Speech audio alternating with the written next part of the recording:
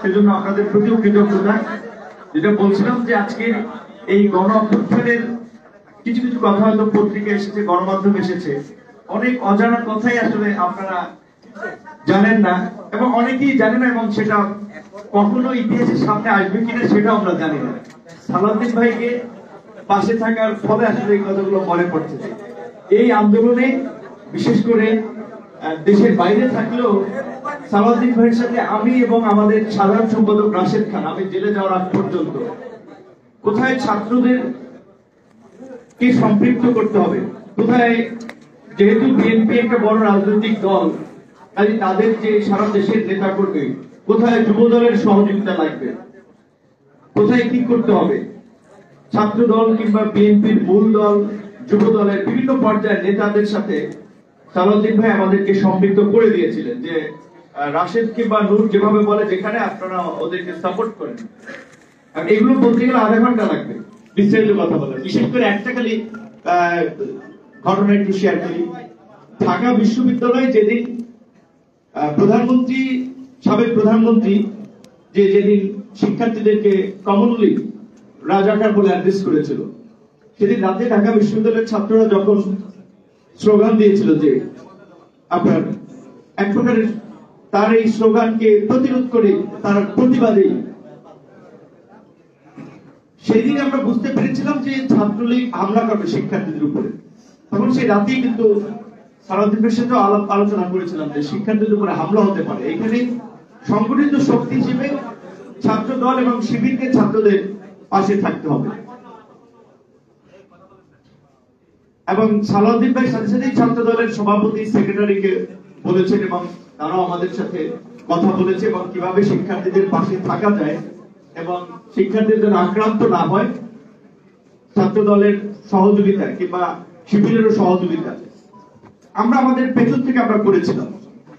শুধুমাত্র এই একদিনের ঘটনা না, এরকম মোটামুটি যতদিন আন্দোলন চলেছে প্রত্যেকটি আন্দোলনেই আপনারা দেখেছেন হয়তো কিছু অরাজনৈতিক কিংবা সাধারণ শিক্ষার্থী নেতৃত্ব ব্যানারের সামনের দিকে ছিল, কিন্তু তাদের পেছনে, তাদের আশপাশে ঢাল হয়ে রাজনৈতিক নেতৃবৃন্দ কিন্তু তাদেরকে বিভিন্নভাবে গাইড করেছে, সহযোগিতা করতে ঢাল হয়েছে।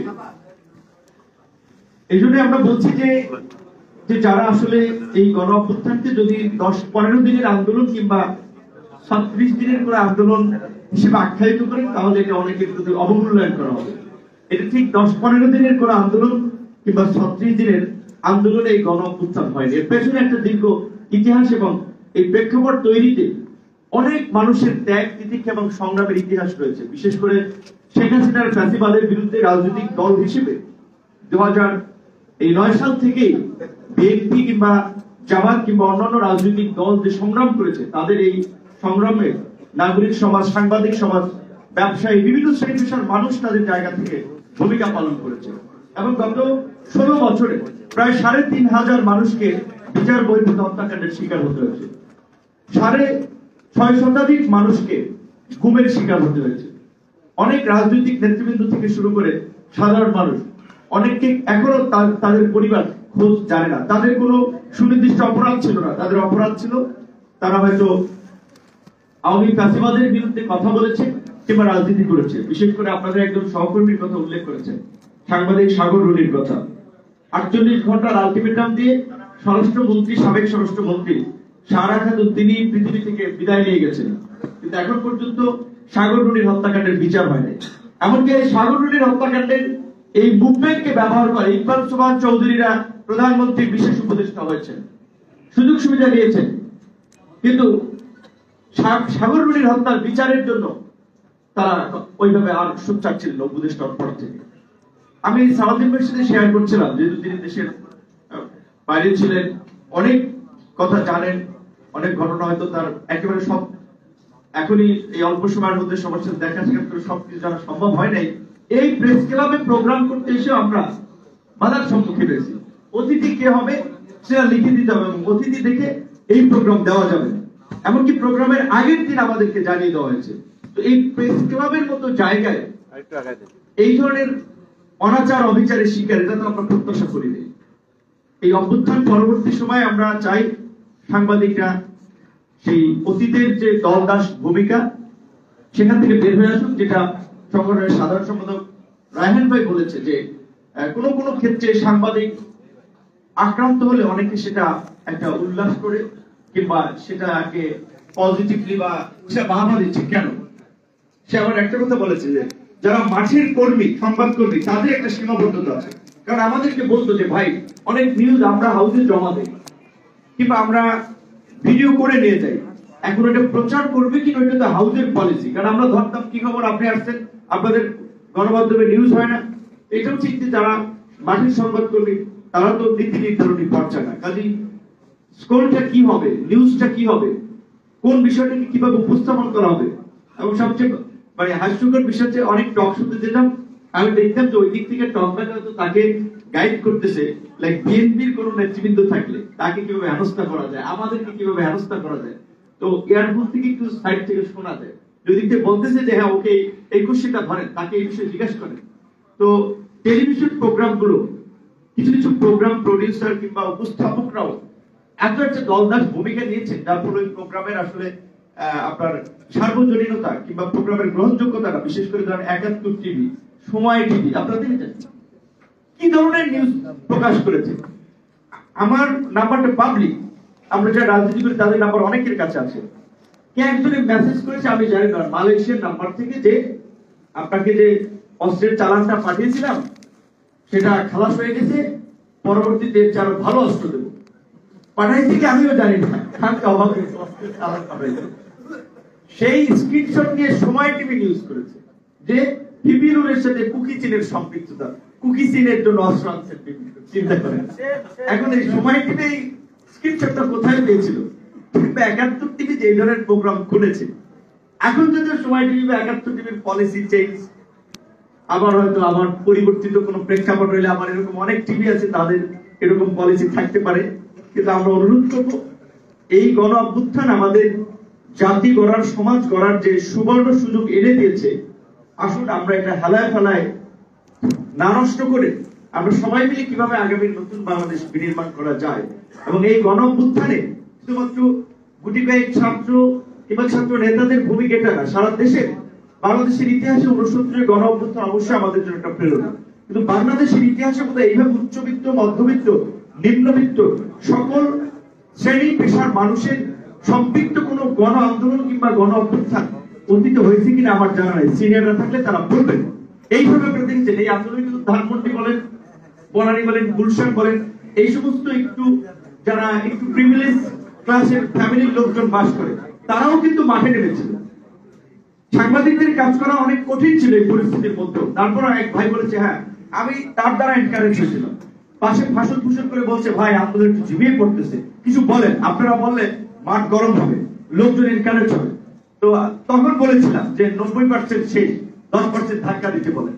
কিংবা আমাদেরকে যখন প্রথম দফায় রিমান্ড থেকে কারাগারে তোলা হয়, আমি খুশরু ভাই, রিজভি ভাই, জামাতের সেক্রেটারি, আমরা একই প্রিজন ব্যানে ছিলাম। আমরা এই ডিবির গারদ থেকে শুরু করে আদালত পর্যন্ত যাওয়ার পথে রাস্তার পাশে দেখেছি মানুষ, দেখি রাস্তার গলির মুখে দাঁড়াচ্ছে, তাদের থেকে প্রিজন ব্যান থেকে আমরা স্লোগান দিচ্ছি, মানুষকে এনকারেজ করার চেষ্টা করেছি। আপনারা বলেছেন যে আপনাদের কয়েকজন সহকর্মী মৃত্যুবরণ করেছে। অবশ্যই মাঠে যারা ছিল গুলি বাসার ছাদ থেকে আসছে, কোথা থেকে আসছে কেউ জানতেছে না, তাদেরও জীবনের ঝুঁকি ছিল। তো এই পরিস্থিতির মধ্যেও যে তারা ঝুঁকি নিয়ে কাজ করেছে, সেখানে অবশ্যই তাদেরকে আমাদের মূল্যায়নটা করতে হবে। কিন্তু এটা ঠিক যে এখন গণহারে কিছু সুবিধাভোগী, তারা বিএনপি না, তারা জামাত না, তারা কোন রাজনৈতিক দলে না, আমি মনে করি তারা সুবিধাভোগী। এখন বিভিন্ন হাউস দখল করার জন্য, বিভিন্ন প্রতিষ্ঠানের শীর্ষ পদে যাওয়ার জন্য, যাকে তাকে রাজনৈতিক ট্যাগ দিয়ে হাউস থেকে বের করে দেওয়া, চাকরিচ্যুত করা, এই ধরনের অপচেষ্টা তারা করে যাচ্ছে। সংবাদ মাধ্যমকে যদি আসলে এই অভ্যুত্থানের পরেও যদি আমরা একটা মুক্ত গণমাধ্যম হিসেবে উপস্থাপন করতে না পারি, সাংবাদিকদের পেশার স্বাধীনতা যদি না নিশ্চিত করতে পারি, তাহলে এই গণ অভ্যুত্থানের মূল্যটা কোথায়? রাজনৈতিক কিংবা সাংবাদিক সংগঠনগুলো, বিশেষ করে সাংবাদিক সংগঠনগুলো, আমি অনুরোধ করবো যে যারা এই নেতৃত্ব দিচ্ছেন, আপনাদের একটা রাজনৈতিক আদর্শ থাকতে পারে, কিন্তু এই পেশার মধ্যে রাজনীতিকে ঢুকাই না। এই পেশার মধ্যে রাজনীতিকরণ করে আওয়ামী লীগ গণমাধ্যমগুলোকে কি করেছে আপনারা দেখেছেন। পরিস্থিতি সবসময় একরকমের থাকবে না, সামনে বিভিন্ন ধরনের পরিস্থিতি আসবে। আমরা যেহেতু তো গণমাধ্যম প্রতিষ্ঠান হিসেবে, একটা স্বাধীন মাধ্যম হিসেবে তারা কাজ করবে এবং তাদের সেই সংবাদ পরিবেশন করার স্বাধীনতা থাকবে। তাদেরকে এখন অন্তত ডিজিএফআইএস এর অফিস থেকে ফোন দিয়ে এই নিউজটা সরান লাগবে, ওকে টক শোতে ডাকা যাবে না, এই নির্দেশনা তাদেরকে দেওয়া হবে না। এবং বিশেষ করে আজকের এই সংগঠনের যারা আনুষ্ঠানিকভাবে যাত্রা শুরু করেছেন, অনেকদিন ধরে আমাকে বলেছেন, আমি তাদের সাথে সম্পৃক্ত আছি এবং আমি বলেছি যে বিশেষ করে সাংবাদিকদের যে কোনো প্রোগ্রামে, যে কোনো কর্মসূচিতে তাদের পাশে আমার সহযোগিতাটা পাবে। এখানে কোনো রাজনীতিকে আমরা দলীয় ভূমিকা আমরা দেখতে চাই না। একটা কথা বলতে হচ্ছে যে আপনারা চলমান পরিস্থিতিতে দেখতে পাচ্ছেন 5 মাসেও সরকার এখন পর্যন্ত বিভিন্ন পরিস্থিতি নিয়ন্ত্রণে খুব দক্ষতার পরিচয় দিতে পারে নাই। অনেক ধরনের আন্দোলন হচ্ছে, এইগুলো যদি নিয়ন্ত্রণ করতে না পারে এখান থেকে আরো অস্থিরতা তৈরি হবে, সেক্ষেত্রে দেশে নতুন সংকট তৈরি হবে। এবং আমার একটা কথা আপনারা এখানে বলতে পারেন যে ভাই আপনি পজিশন চেঞ্জ করতে, আমার কথা পরিষ্কার, শুরুর দিকে আমরা সংস্কারের প্রশ্নে আপোষহীন ছিলাম, আনকন্ডিশনাল সময়ের প্রশ্নে আমরা একমত ছিলাম, কিন্তু গত 5 মাসের আমাদের অভিজ্ঞতা আমরা দেখেছি সরকার কার্যত রাষ্ট্র চালাতে পারছে না, নানা ধরনের বাধার সম্মুখীন হচ্ছে, তাদের অভিজ্ঞতা না থাকার ফলে আরো জটিলতা তৈরি হচ্ছে। সহজ কিছু বিষয় সহজে সমাধান করতে পারতো, সেগুলো আরো কমপ্লেক্স করে ফেলছে। এই পরিস্থিতিতে আমাদের এটা উপলব্ধি হয়েছে, একটা নির্বাচিত সরকার ছাড়া, রাজনৈতিক সরকার ছাড়া রাষ্ট্রের এই পরিস্থিতিতে দেশকে পরিচালনা করা সম্ভব নয়।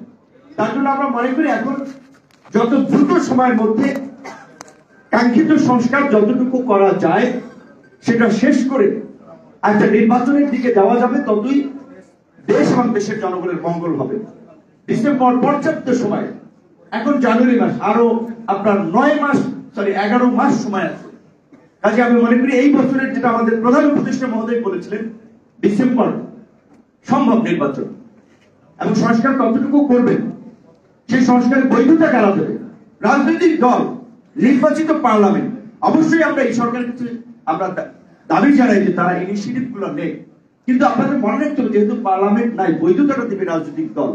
সুতরাং রাজনৈতিক দলের কনসার্ন ছাড়া যদি তারা কিছু মনমত প্রস্তাবনা দিয়ে যায়, সংস্কার করতে চায়, সেটা কিন্তু পরবর্তী সরকার সাথে টিকবে না।